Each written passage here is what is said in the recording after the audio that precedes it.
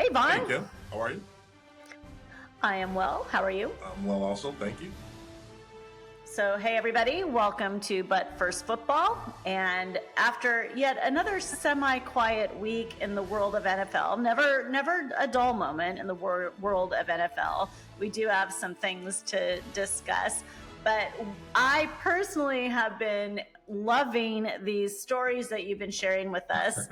And so you're going to share another one Yes. with us for our football fundamentals segment. And it sounds like it has something to do with a basketball game. Yes.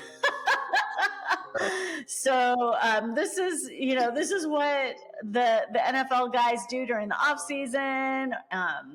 So I'll let you go ahead and take us away with this week's story time with Vaughn. How's that? True stories of professional sports. Yeah, that's good. That sounds more professional. So again, off season, what do the guys do? Well, once the off season program starts, the first several months before the draft, before any practices happen, you're working out, and there's different levels, right? A more established guy who's been in the NFL for a while has a team, probably has a home here in the city that he's playing in. Whereas younger guys, not quite as established, maybe not as much, certainly probably in most cases not as much income. They get put up in a hotel while they're working out. They get a little stipend, basically, put a little, money in their pocket, but it's not paying for much. So certain opportunities come across for guys in the off season, and one of the opportunities that I took advantage of when I was a younger guy is we had a basketball team. Not It wasn't an official team, but the Chargers put together a team, player run, and we would go different places and play police departments, fire departments, and just kind of an exhibition type deal. And it was fun.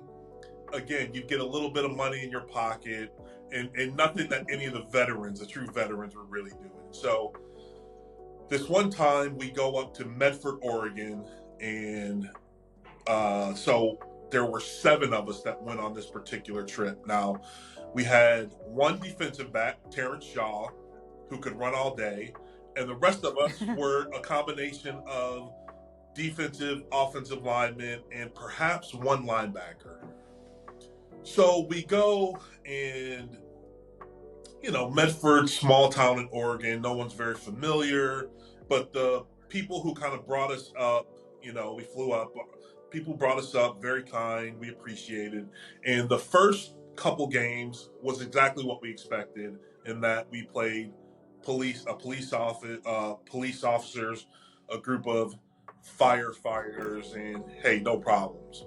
The last game on this trip, however, we show up at the gym, and the first red flag was that there were way too many fans in the stands for this little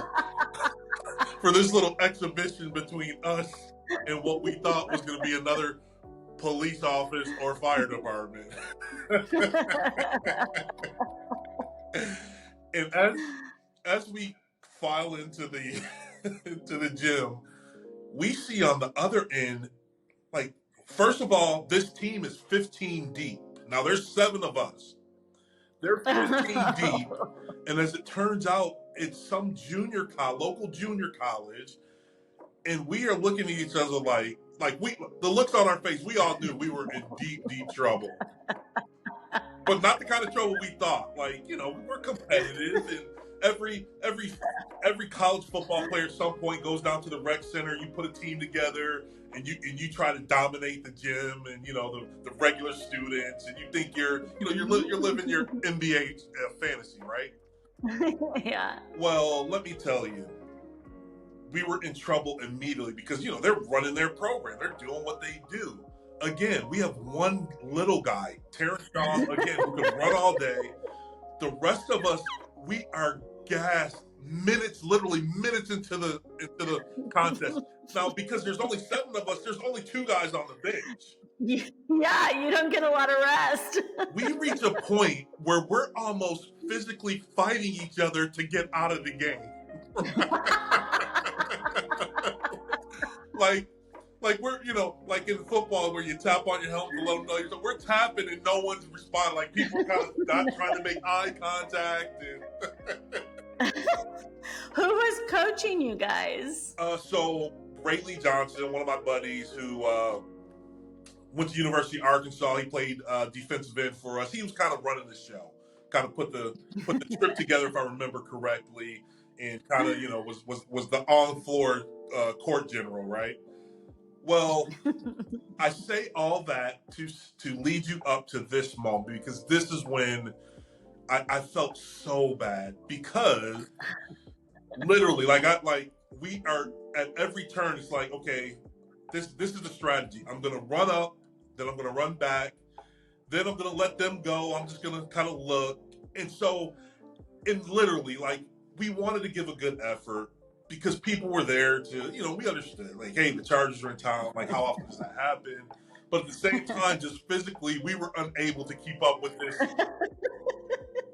young, energetic, excited to embarrass us basketball team. So at one point, and this is when I felt bad. At one point, there's right behind our bench, we had a timeout, because that was another strategy. Like, look, just call a timeout. Just get us some rest. Whatever you got to do, Rayleigh, just call a timeout. There's a group of kids, and one of the kids who was so excited to see us, come on, Chargers, you can do it. And I was just like, oh, no, we can't do it. Like, that's what I'm thinking about. No, we can't do it. Like, this is bad. Did you give him a uniform and just bring him in? Like, come on, kid. Well, again, this was not an official thing, so we're just in workout gear, right? So no uniforms. Actually, that would have been a good shot. We should have brought him. Maybe they would have taken some mercy on us. He'd give you some rest. Exactly. So yeah, it did end well, and thankfully I don't remember the score, but it was not close on any level. And yeah, I just thought about that story, because it was, we laughed about it after the fact, obviously. And then we went out that night and kind of, buried our sorrows at the bar, but bellied up to the bar. But it is a situation where, and I'm sure maybe even to this day, perhaps teams still put together a little squad and do something similar. And it's just one of those off-season, because here's the thing about it, and I was saying the discrepancy between older guys who are established, maybe have homes. When you're just working out, you've got a lot of time to kill. You go, there's probably 2 or 3 workout groups, and you decide which one you're going to be in. Maybe you go to the early one. You're done with your workout. You've got a ton of time to kill, especially right to the city. Everyone hasn't been on the team the previous year. They bring in new guys who are looking for their shot. You've got a ton of time to kill. So that's just one of those things that guys will go do, because literally it'll kill a weekend, right? So, but do you think now, because, this fear of injury all the time, are the teams as open to doing things like this now? And I'm sorry if you hear my dog choking in the background. I'm not sure what's happening here. Yeah, that's always like, look, I believe his name was Robert Edwards, the old running back from the Patriots who went to the Pro Bowl and was playing in kind of a on the beach type of flag football. Right. Game. Yeah.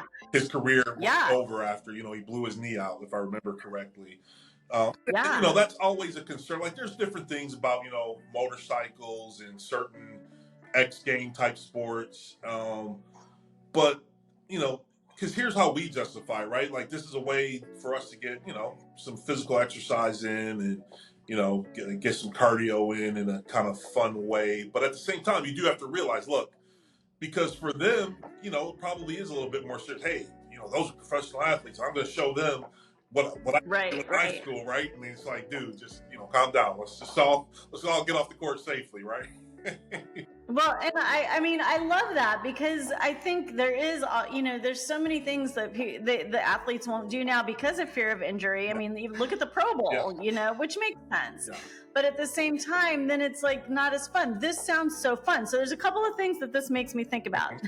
Number one, have you put any more thought into the whole Savannah Banana Harlem Globetrotter football concept?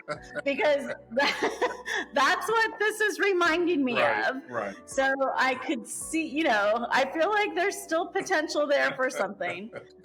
Number two, how much do you want to bet that those guys still talk about that? Oh, I'm sure. Like, because it wasn't just a situation where, we beat these guys pretty bad. Like, they ran us off the court. I mean, what are they at? How old do you think they are now? Like, what, 40s? No. Well, 40s? yeah, for sure. Maybe? Because at the time I was probably 25, maybe. Probably, 24, 25. So they were probably, 18, 19, 20-ish, somewhere in there. And yeah, so they're getting together every once in a while. Let's go hey, remember when we kicked those Chargers asses? Right. Remember Parker? Remember that dude Parker? Yeah. He was begging to get out of the game. Telling war stories. And you probably made them so happy. And probably that kid was like, remember that time? Well, now he's not a kid. He probably has children. Yeah. Listen, son, let me tell you about the time I almost went in for the Charger. Well, we're built. Here's the other thing, too. We're built differently. We're built to crazy activity for 10 seconds, and then you get 30 to 40 seconds of rest, right? Right. This whole back and forth, and we're not built that way. Yeah, no, it makes total sense. I mean, and anyone who would show up to a game expecting to see you guys like kill it on the court obviously doesn't really watch a lot of football. But how fun. Yeah. Like, did you have fun until that moment? Did you usually have fun? Like, it was usually a fun experience.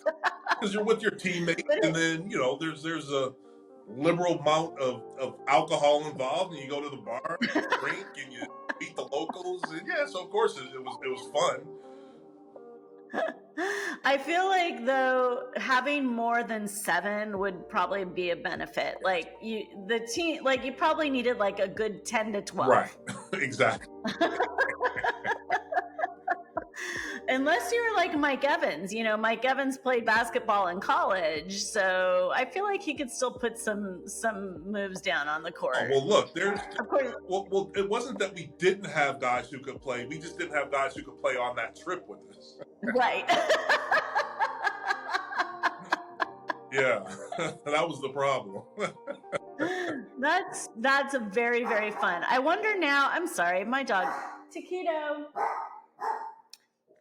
He's 13 and he decides to bark now.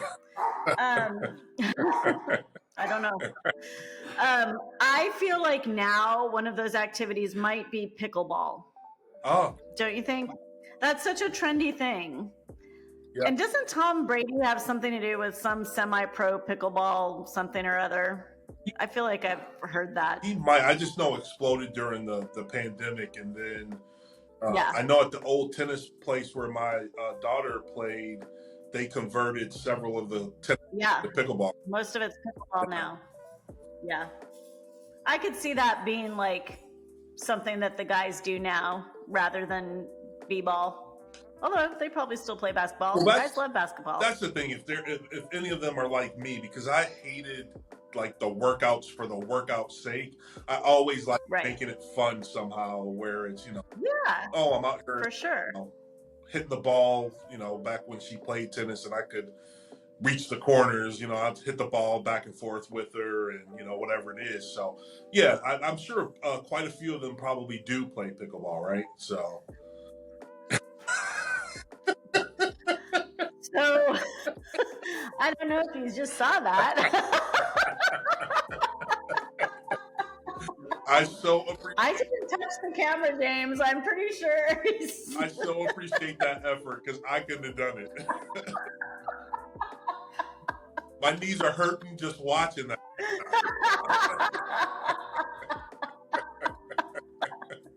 Well, that was pretty amazing. So, speaking of fun workouts and knees, kind of a combo, I am still unable to ride my Peloton because of Because of my your knee. wound Oh, wow. that yeah, it's better, Yeah. but it is not completely closed up yet. Wow. So this will be week third Saturday. So 3 weeks that I have not been on my Peloton bike, and I'm gonna tell you, it's killing me. Have you ever heard of, like, maybe you need something like second skin? We use that, and it's healing. And then I'm using the red light at the recovery room, Right. my little job, and that it definitely is helping, but it just was that deep. Okay. And so now I'm just like trying to really remind myself that if I go crazy and I get on the bike one day and then I open it up again, I'm going to set myself back even more. Right. So Yes. Right, but yeah. Getting old. I feel like this wouldn't have happened to me 10 years ago. But I don't know that, actually. I got to tell you, I see these stories about how many people have trip and fall accidents and literally die in their homes, and I never understood it. And then the other day, maybe month and a half ago, I tripped myself somehow, and I had just enough athletic ability left that I fought it, and I was fighting so hard, and I stayed up. But I was like, like a lesser athlete would have like gone down hard, like. So I was like, oh God, yeah, I kind of get it now. I know, right? It is interesting. James and I were down by the stadium yesterday, and I showed him. I'm like, that's where it happened. See that little in between the dirt and the grass and the asphalt? That's where it happened. Like I should go put a plaque down for.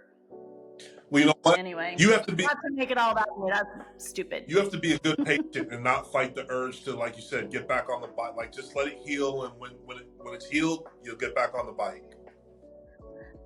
Because I realize now, if I don't let it heal, it will just it'll set me back, and then I'll really get frustrated. Because I'm actually going to be in New York in the middle of May.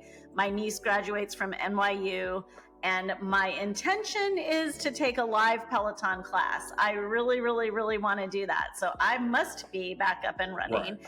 And, I was really on track to hit my 2000th ride. Like I should have already hit it. And now, I like those milestones. But anyway, so I love that story.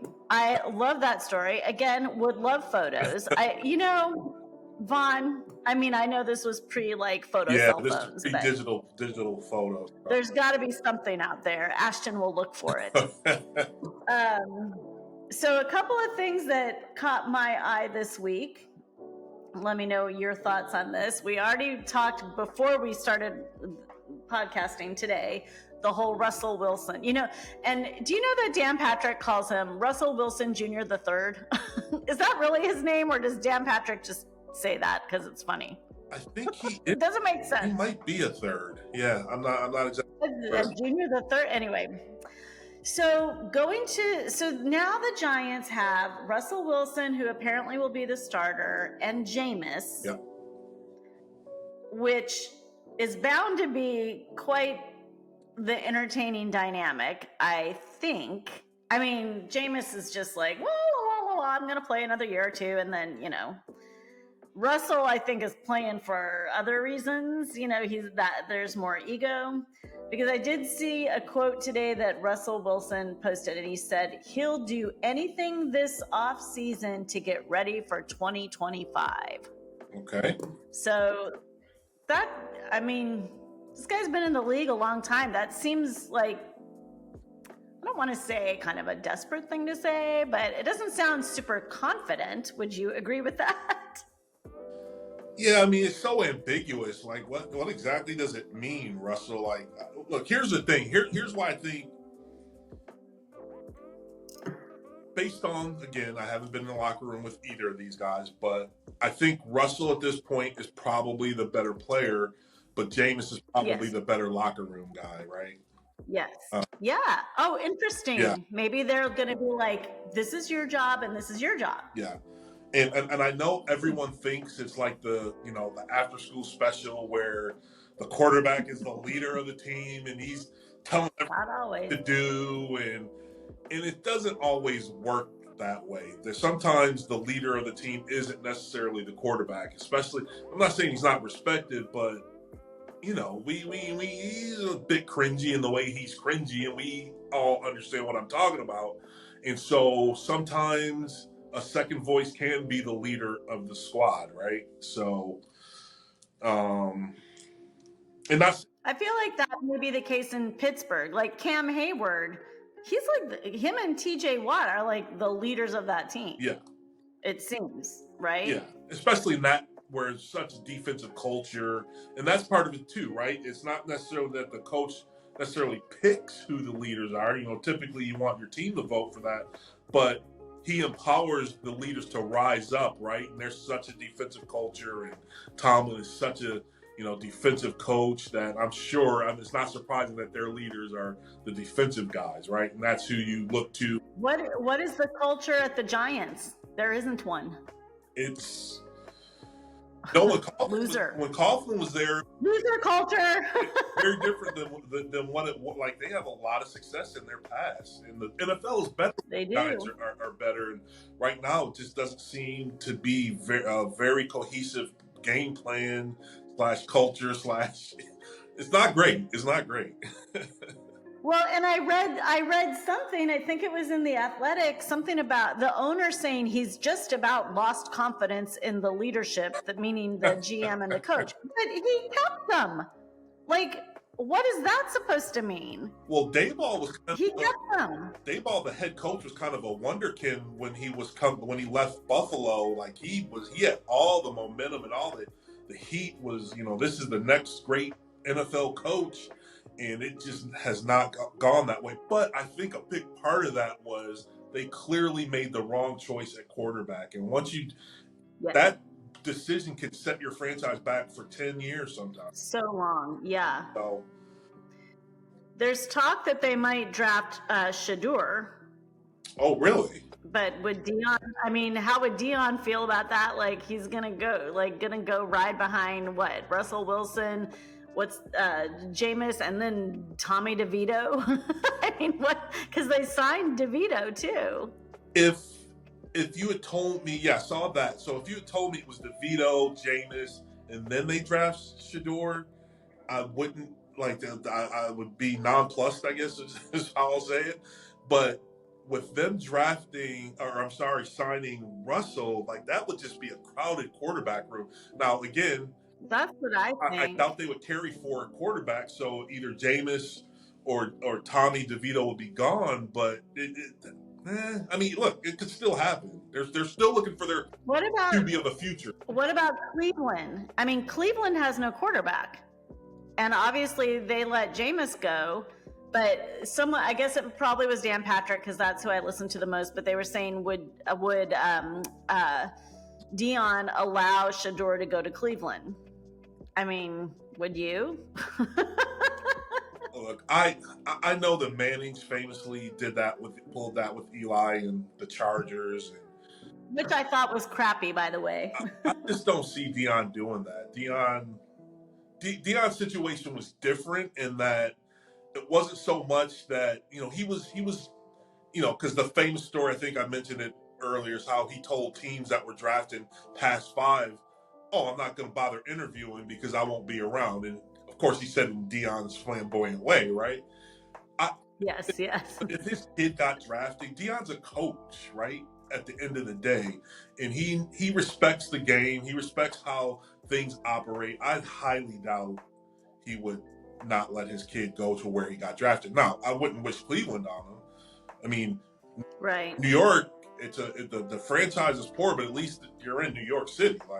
That's not the worst thing. So. Yeah, I don't know. It sounds pretty certain that Tennessee will take Cam Ward, and then everything else is kind of just up in the air. But remember, nothing's certain until it happens on draft day. Oh, yeah. Smoke, remember That's the for smoke sure. screens and That's the for sure. subterfuge and And remember, the draft is in Green Bay, and there's nothing else for anyone to do. So there's probably going to be even more wheeling and dealing because what are they going to do? It's Green Bay, right? I mean, not to bash Green Bay. I'm not bashing Green Bay. I just know it's a very small town. There's not a lot going on. right. So could be kind of boring for them, and so they'll start wheeling and dealing, which could make for a more interesting draft. Who knows?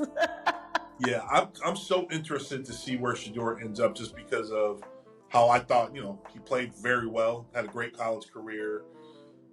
Yes.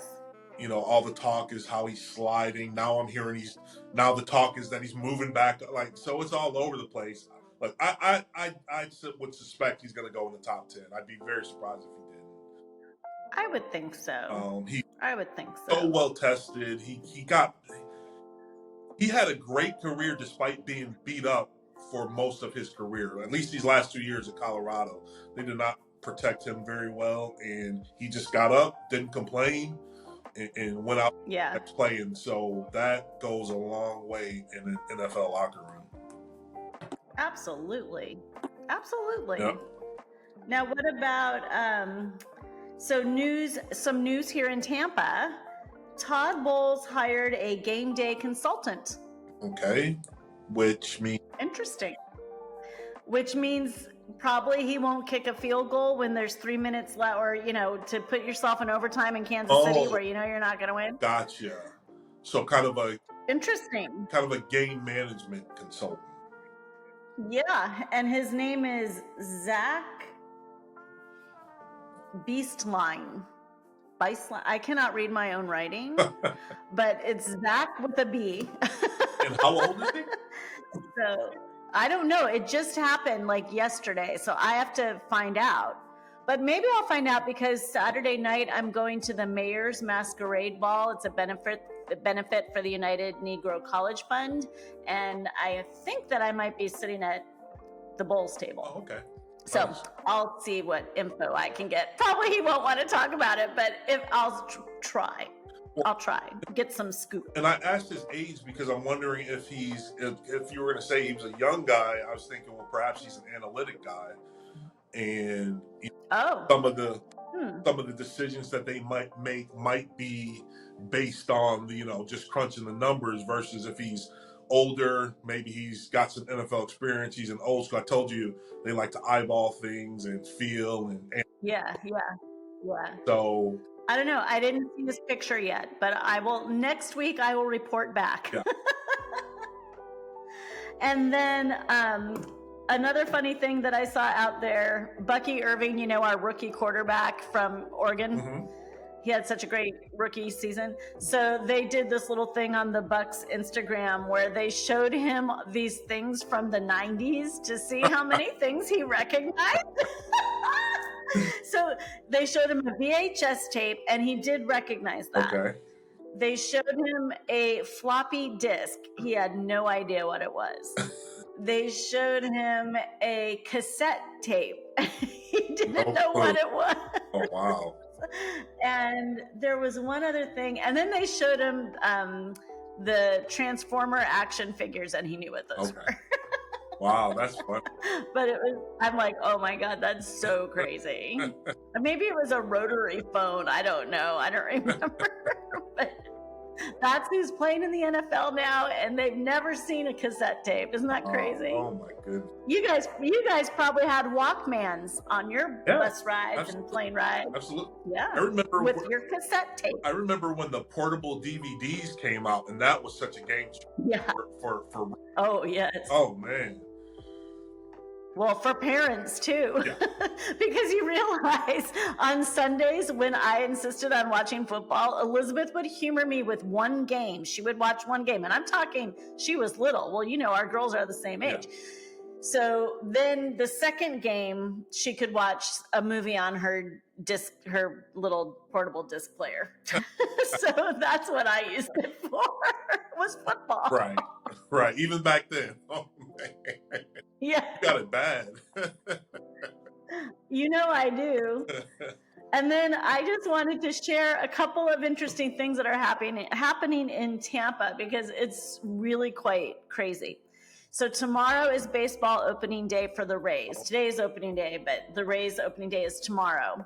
And I don't know if I told you this, but they are playing their entire regular season at Steinbrenner Field, which is where the Yankees have spring training. Right. Yeah, you told me.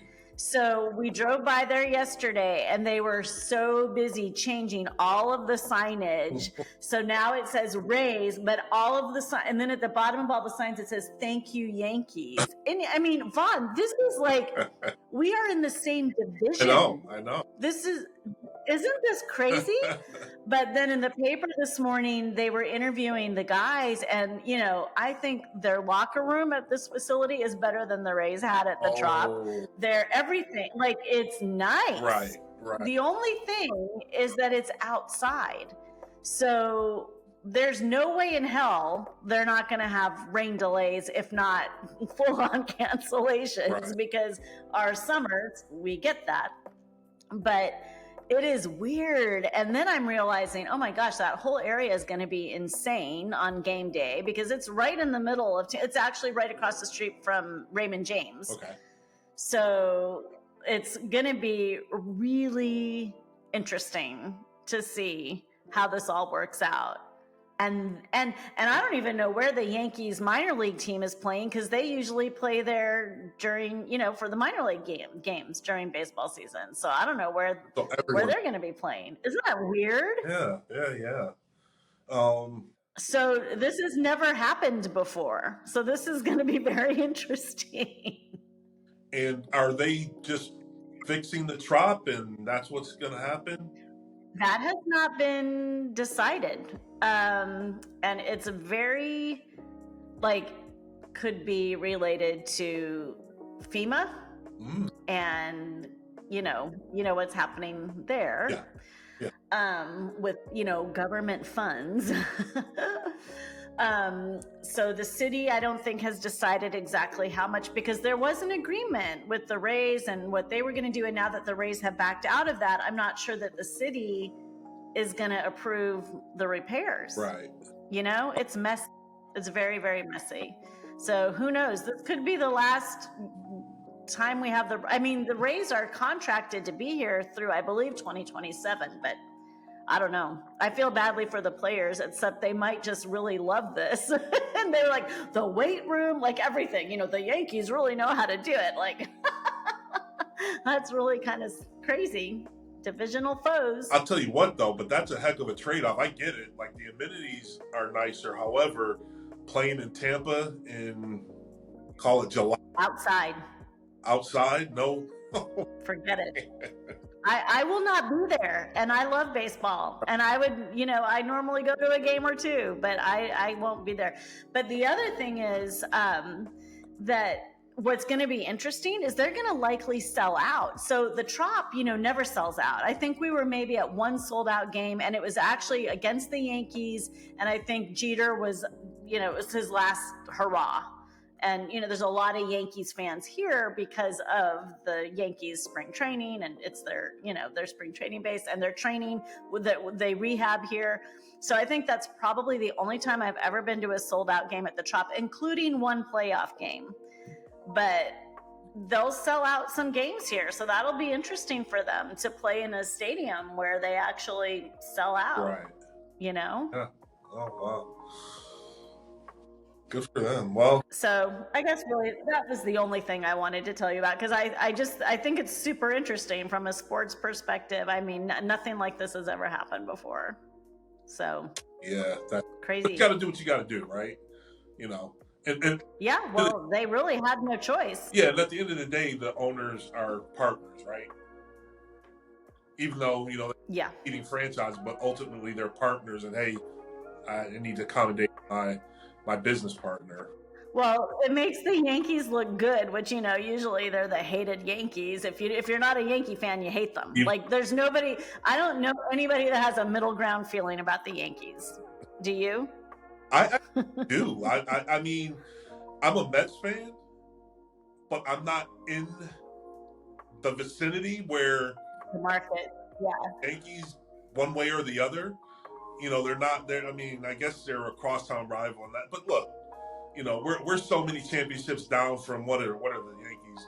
They're pushing on 30. I know if they're not at 30 yet. So Yeah. Yeah. I don't really think too much about them. Well, I'll keep you posted. Okay. I'll keep you posted. But I guess we are now at about time. So I can look forward to another fabulous story next week. This is so fun for me. I love hearing these stories. And probably we'll start hearing a little bit more as the draft gets closer and closer. Definitely. Yeah. All right. Well, thank you very much. And Ashton, we miss having you on with us, but he is our fabulous producer and does great things. So please give us a like and a follow on all of our platforms. And thank you for listening to But First Football. Peace. All right. Bye. Bye, Vaughn. See ya.